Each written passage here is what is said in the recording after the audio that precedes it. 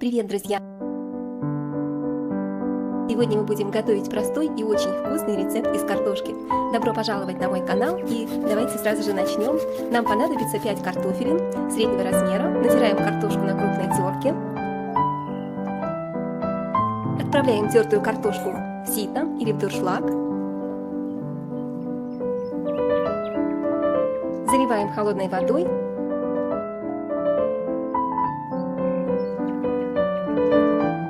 Немного промоем картошку водой, чтобы смыть с нее лишний крахмал. Вот так вот пару раз перемешаем, и все готово. Друзья, не забудьте нажать кнопочку подписаться, если вы еще не подписаны на канал, чтобы не пропустить мои новые вкусные видео.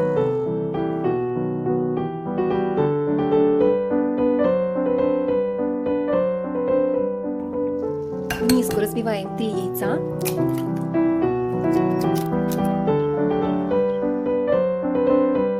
Небольшую щепотку соли, где-то примерно пол чайной ложечки. Яйца хорошо перемешиваем с солью.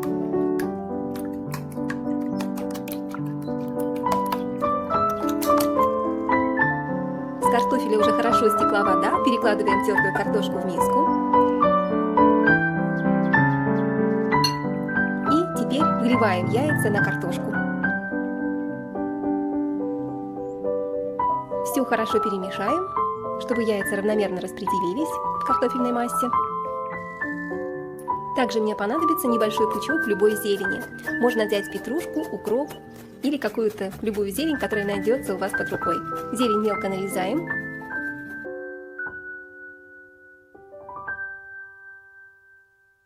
Отправляю петрушку в миску с картошкой. Теперь мне понадобится 1 репчатая луковица. Разрезаю луковицу пополам и тоже мелко нарезаю. Лук здесь придаст сочность. Я буду использовать 1 луковицу здесь и для приготовления картофельного рулета, а также для приготовления начинки.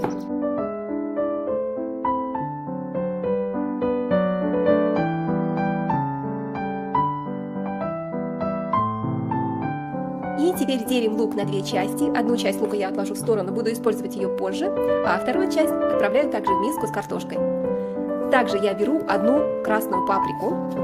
Вот таким вот образом разрезаю паприку, удаляю семена и нарезаю болгарский перец вот такими вот полосками, соломкой.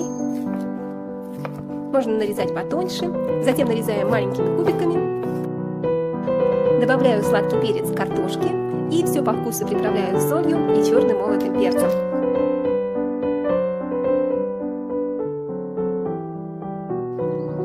Осталось только все хорошо перемешать, и все уже практически готово. Вот так вот перемешиваем. И в самом конце в картофельную массу, в картофельное тесто я добавляю где-то 2 столовых ложки муки. Смотрите по консистенции. У меня ушло ровно 2 столовых ложки с горочкой.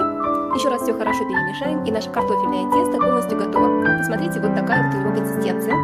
Я застилаю также противень пергаментом, чтобы ничего не прилипло. И смазываю растительным маслом. Растительное масло любое, друзья, которое вы привыкли использовать на вашей кухне. Теперь картофельное тесто я выкладываю на пергамент.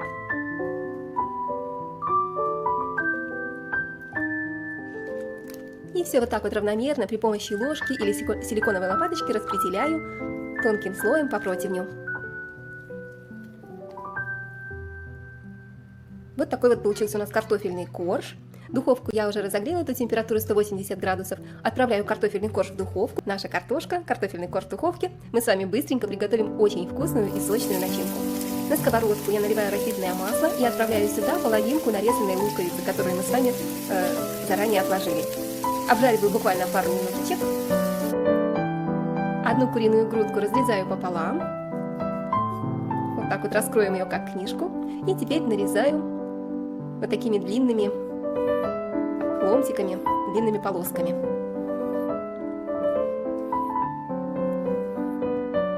И теперь полоски нарезаю на маленькие кусочки, на маленькие кубики.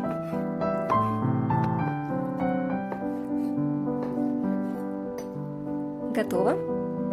Отправляю курицу к луку и обжариваем буквально 5-7 минут на среднем огне.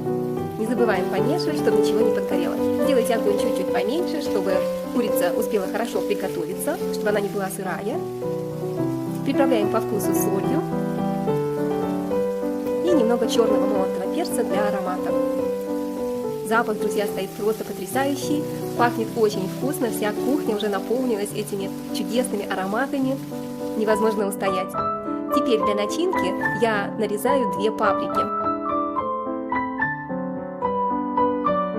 Также разрезаем паприку на ломтики и оставляем, удаляем семена. И теперь нарезаем паприку мелкими кубиками. Болгарский перец вы можете использовать любого цвета. Мне хочется, чтобы блюдо получилось не только вкусным, но еще и красивым, поэтому я использую сегодня радугу. Вот такой вот красивый светофор у нас получается. Добавляем нарезанный перчик к нашей курице. И остатки красного болгарского перца я тоже отправляю сюда. Выглядит очень вкусно, а запах, как я уже говорила, просто невероятный. Все перемешиваем и готовим еще пару минуток на среднем огне. Не забываем помешивать.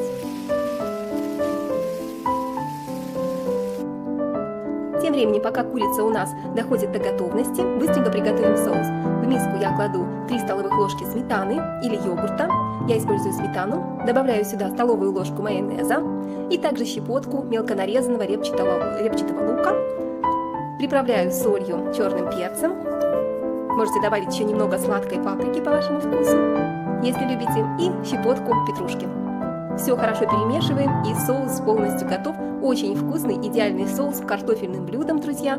Обязательно готовьте, готовится быстро, просто. Вместе с ним сочетание получается очень свежим, очень вкусным. Кинка уже практически готова. И в самом конце я добавляю горсть тертого сыра. Все перемешаем. Огонек сделайте маленький, а можно его уже совсем выключить, пусть доходит на остаточном огне. Посмотрите, как красиво, как классно плавится сыр. Такая сырная начинка связывает все ингредиенты между собой, очень вкусно. Начинка уже наша куриная готова.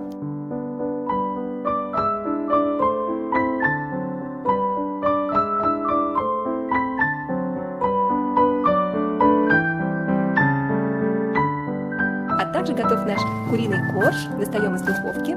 Посмотрите, какой он аппетитный, очень вкусный, очень сочный. Разрезаем его на 6 частей, вот таким вот образом.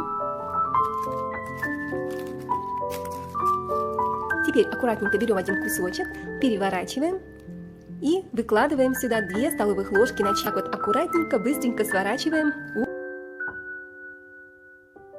Очень аппетитный, уже не терпится скорее попробовать. Я уже проголодалась в процессе приготовления, потому что это очень вкусно, друзья, и запахи стоят невероятные. Посыпаем сыром и отправляем в разогретую духовку еще на 10 минут, чтобы расплавился сыр и немножко зазолотился, чтобы получилась красивая аппетитная золотистая корочка.